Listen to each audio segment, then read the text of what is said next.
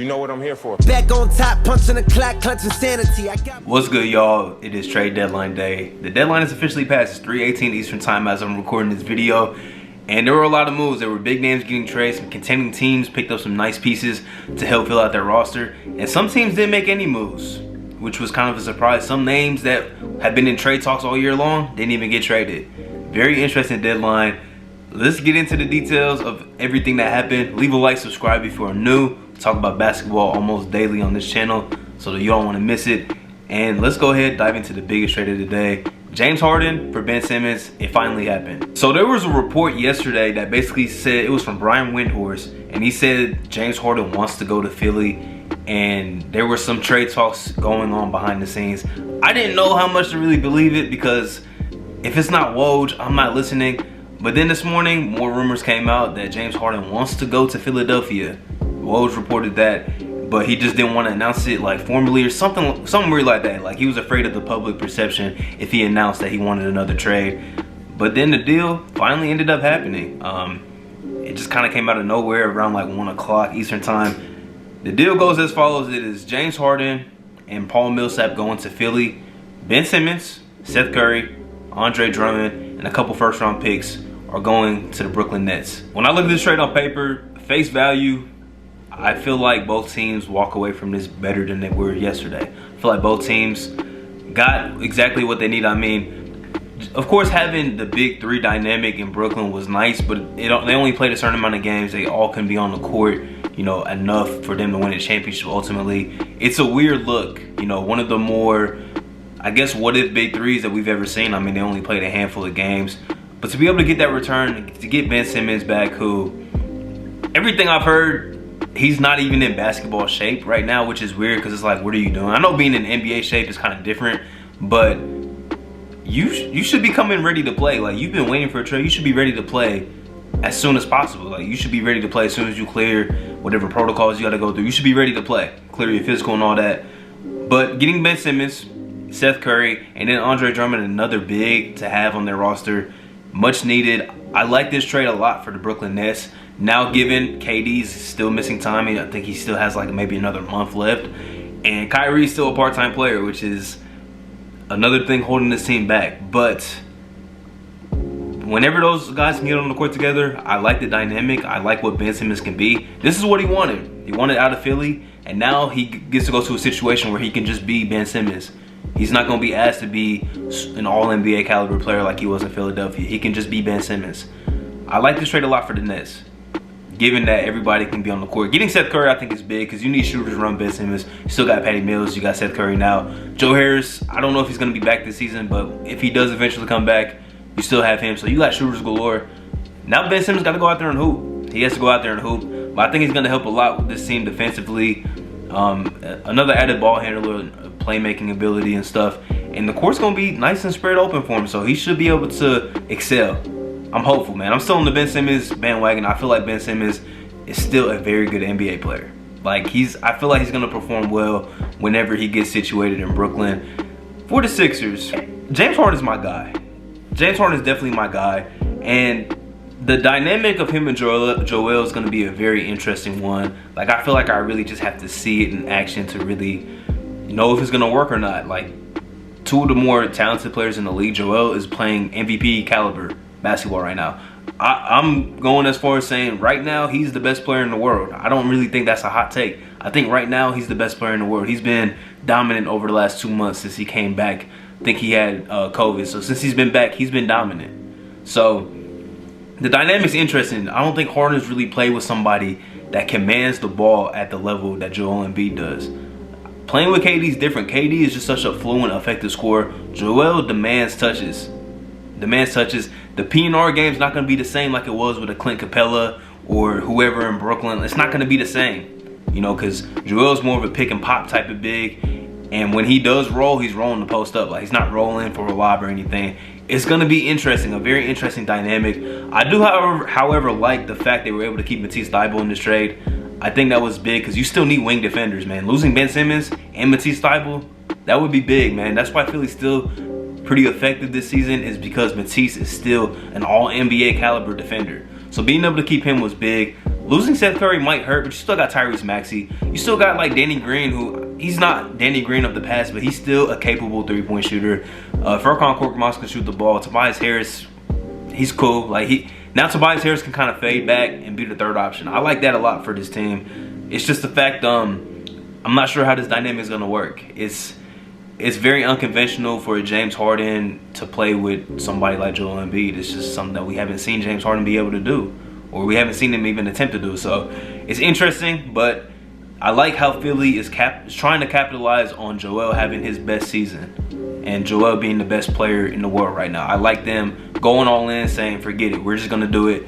James Harden also opted into his player option, so he's not gonna leave in free agency. Hopefully not. Like, with James Harden, this is the last thing I'm gonna say about this trade, and then we're gonna move on to the next deal. If he starts throwing a pout again, like if he starts pouting again, it's like this is my guy's last straw, man. And this is coming from somebody that's been supporting Harden for years. This is gonna be his last straw, man. Like, if he doesn't make it work here, it's not gonna work anywhere. You forced yourself out of 2 situations now. You wanted to go to Brooklyn, and a year later, you wanted out. So now you're where you want to be. You're back with your boy Daryl Morey. You're playing with somebody who right now is a better basketball player than you. Joel Embiid is a better player than you right now. How are you gonna react to that? We'll have to find out, man. He has everything at his disposal now. You got the best player in the world. Tobias Harris is probably one of the better third options in the league. I mean, he's averaging like a dub this season. Like, he's a consistent 20-point per game scorer. You got all the tools at your disposal. You got shooters. You got everything that you need. Now you got to go out and hoop, man. This trade surprised the hell out of me. Like, like when I first saw it, I didn't even know how to react. This came out of nowhere. The Mavs traded Kristaps Porzingis in a deal to send him to the Washington Wizards. I had seen this be linked like here and there, but I didn't think it was gonna happen because the Mavs have been playing so good. From what I've seen this season, KP he's been cool. Like, he's been pretty good. I know he's not the second option that they envision him being, but he wasn't like detrimental to the team. Like, he's played a lot better. He's been healthy. He's played really good basketball. And it's not the fact that they traded him. It's just, this is a very, very risky deal. Because Spencer Dinwiddie is in the return, along with Davis Bertans. And it's just weird to me, like, Spencer Dinwiddie's he started off the season cool, but since then he's been bad. Like, I can't even understate it. He's been pretty bad. And I just don't, they're gonna be banking a lot on Spencer Dinwiddie to get back to where he was pre-injury, because you're giving up somebody that's essentially been your second option. I think Kristaps was in all-star consideration this season. Like, he's had a very good year. Like, he's been very good. And the fact they didn't even get back like a Rui Hachimura or a Kyle Kuzma or somebody of that caliber on that team, like I just don't get it. Like, I feel like Kristaps' value is higher than that.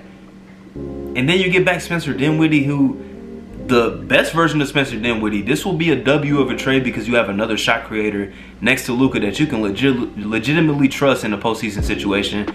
But if it doesn't, man, you just look stupid. Like, you look dumb. Whoever's in that front office for the Mavericks, you just look dumb. Now you're really heavily relying on Dwight Powell, Maxi Kleber, Marquise Chris. I think he's doing, like, you're relying on these guys to really hold it down in that front court. And Davis Bertans is like he's like a low-calorie version of Kristaps Porzingis. Like, that's basically what he is. Look, I've seen some Mavs fans on Twitter. They don't like this. Just straight up, they don't like this trade. I hate this trade. I really don't like it for the Mavs. I don't. Now, if Spencer Dinwiddie comes out and he's back to his Brooklyn form, that's cool. How much better does that make you? I'm not sure, because you're going to be probably running a 3-guard lineup because Jalen Brunson's been that good. I'm not sure. Like, this is a head-scratching trade. I still don't know how to process it. For the Wizards, Bradley Beal's going to be out for the rest of the season, but now you got a second star. Kristaps is on his third team now. Yeah, this tough situation. I don't get it. I get it for the Wizards. This is cool. Like, you gave us somebody that was apparently bad at, like, people wanted him gone, and Spencer Dinwiddie. So okay, you got rid of him. You got rid of Bertans' contract, and you get to take a flyer on Porzingis. And if Bradley Beal, this might entice Bradley Beal to say, okay, maybe I'll sign the extension. So I guess the Wizards, they definitely won this trade. I don't know how much it really swings things in either direction, but the Mavs, this was a head scratcher to say the least. It's just like, I feel like you could have thrown, like, I feel like if the Blazers are so intent on buying to build a better team around Dame, I'm sure they would have taken Porzingis for CJ. I don't see why not. Head scratcher, man. This came out of left field. Now for a trade that makes a lot more sense, we're gonna move on to this one. This was a 4-team deal that pretty much kicked everything off today. Okay, so the details read as follows. The Sacramento Kings received Donte DiVincenzo, Trey Lyles, and Josh Jackson. We're gonna get to the Kings because I didn't get to address the trade they made the other day. Also, the Bucks, I like this for the Bucks. They got Serge Ibaka, 2 future second-round picks. DiVincenzo, somebody that's been on the block. You get Serge Ibaka back. I like this a lot. Rodney Hood, Semi Ojeleye to the Clippers. The Clippers shaded Serge Ibaka's contract. Makes sense for them. You know, they're kind of buying into next year. Makes a lot of sense for them. The Detroit Pistons, this is the one I really like a lot. Marvin Bagley III is going to Detroit. I like this a lot. We're going to talk about the Pistons real quick.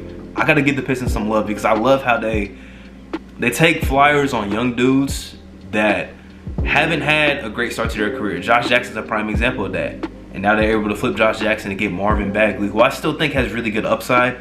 It's just Sacramento's basketball hell, and it seems like nobody really succeeds there. So I like this for Marvin Bagley. I like this for the Detroit Pistons. Another young guy to add alongside your young core. So I really like this a lot.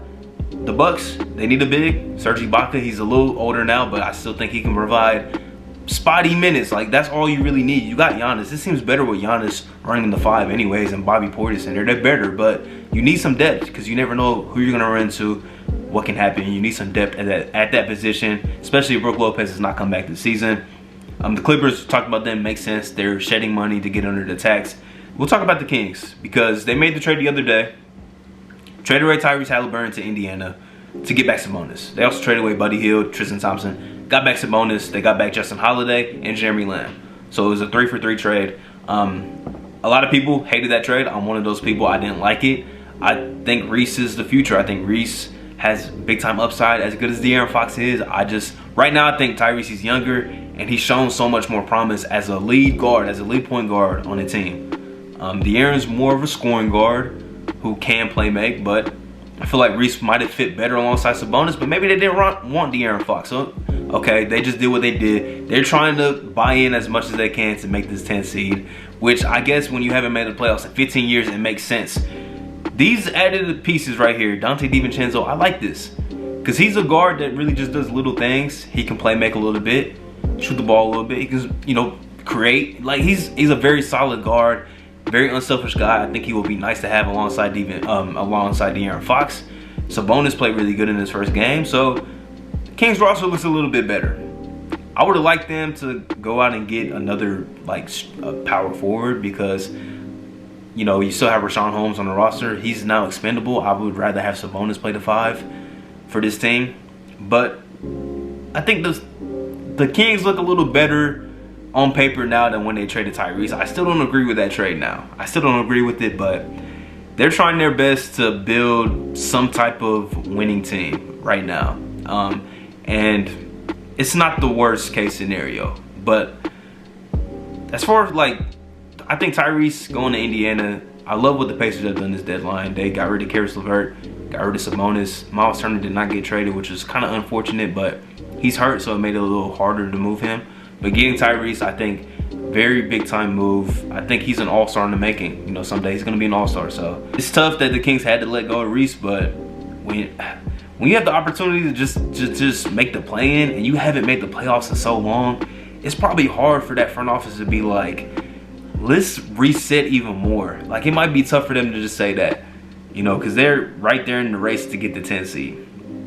And they won last night with Sabonis in his first game. So, hey, I guess shout out to the Kings, I guess. I'm going to quickly go through some other ones because I'm already at 15 minutes in this video.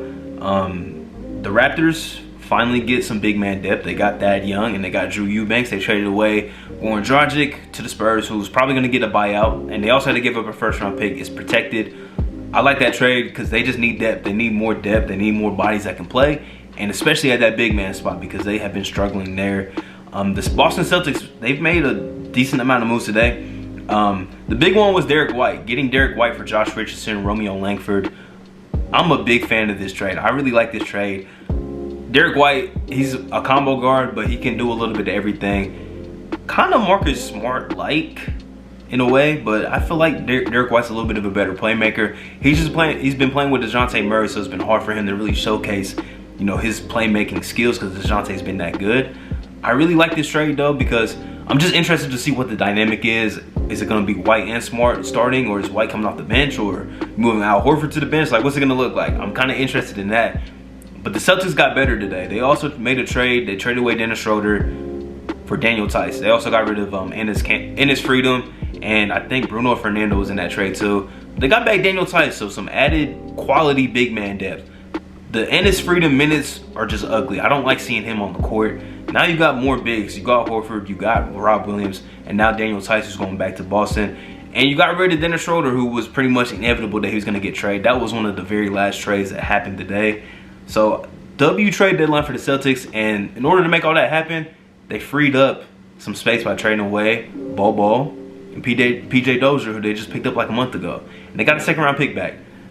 Brad Stevens had a good deadline. I think this is going to go under the radar. But teams like the Celtics, the Raptors, we're going to get to the Hornets. They got better today.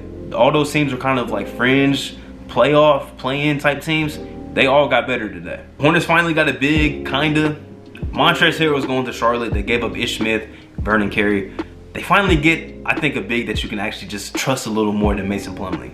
No disrespect to Mason Plumlee. He's just not a starter caliber center anymore. Montrezl Harrell, he'll probably maybe come off the bench still, but he's going to play starter minutes for this team. He fits the mold of this team, a lot of energy up and down the court.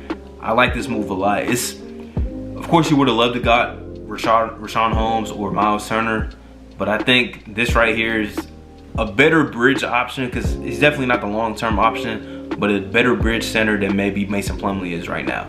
So I like this for the Hornets. The Wizards also made another trade with the Phoenix Suns. Phoenix Suns got two players this deadline. Not the big splash I wanted from this team. I really wanted to see them get Thad Young or Eric Gordon. They settled for Torrey Craig and Aaron Holiday. And Jalen Smith is going to Indiana, so I think Indiana, once again, a very good deadline. And two former Pacers are going to Phoenix because Aaron Holiday was just a Pacer last year. Cool trade. You get some added guard depth off the bench. The Elfrid Payton minutes just aren't very good. So I understand making this trade. If Eric Gordon wasn't on the table or you just couldn't get the deal done, it's probably the next best option. It's not a bad move. It's a fine move. So I'll take it for the Suns. And then Torrey Craig, I was kind of upset when they let him go in the offseason, but they got him back. I felt like Jalen Smith's value would have been a little higher than Torrey Craig, but cool trade. Another 3-and-D wing who can guard multiple positions, which is ultimately what the Suns need. Let's talk about the teams that did not make any moves. The Lakers did not do anything. They did not make one trade, which is very surprising, especially a team that got destroyed by the Bucks the other night, and then they went to Portland last night and lost to a team that was basically, you know, playing a lot of like fringe G League guys. CJ LB was playing, Greg Brown III was playing, Dennis Smith Jr. had like 6 steals and 11 assists, and Anthony Simons went off, which we all know Anthony Simons is a future star. It's not surprising because there probably wasn't a trade out there which would have made them better because they just have no value on this team. Nobody wants CHC. Kendrick Nunn hasn't played. Nobody wants Westbrook. Like, they don't have the pieces to move, which unfortunate if you're a Laker fan. It's very unfortunate, but hey, this is the roster that you're probably moving forward with. They said they're going to look in the buyout market, but who's going to be available that's going to say, let me take my talents to LA? I don't think Dragic is going there. If Dennis Schroeder gets bought out, because he was also in that Rockets trade, I don't think he's going there.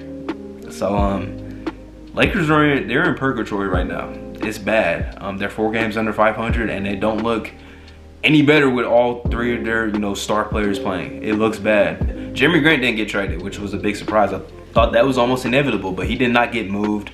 The Knicks did not make any trades. Cam Reddish still has barely played for them. That's the only trade they made this season. Weird times. The Bulls didn't make any. I thought the Bulls were going to make a move. They didn't. Timberwolves did not make a move. Nurkic is still in Portland. A lot of teams. Okay, so he didn't get rid of any of those guys on their roster like Derek Favors. Kendrick Williams. Like none of those teams made moves. The Hawks didn't make any more trades when they've been in like conversations about upgrading their roster, which is fine. Man, like a lot of teams just did not make moves. Weird deadline, I'll say that. Like there were some big names that got moved. There was a decent amount of trades, but I feel like we see more active trade deadlines. But I think the heavy names that got traded is gonna hold weight on this trade deadline. We got James Harden, Ben Simmons, CJ McCollum, and I'm blanking out. I'm probably forgetting some more names, but some big time players got traded that kind of moved the needle. Porzingis got traded. I don't know though. Let me know who y'all think won the deadline. What do you think about the James Harden Ben Simmons trade? Let me know, man. I'm interested. I'm still kind of, you know, processing everything, but this was a long video, so if you stuck around to this point, I appreciate you. Leave a like, subscribe, and I'm out. Peace. Off season. Let's work. Hey, plotting my escape this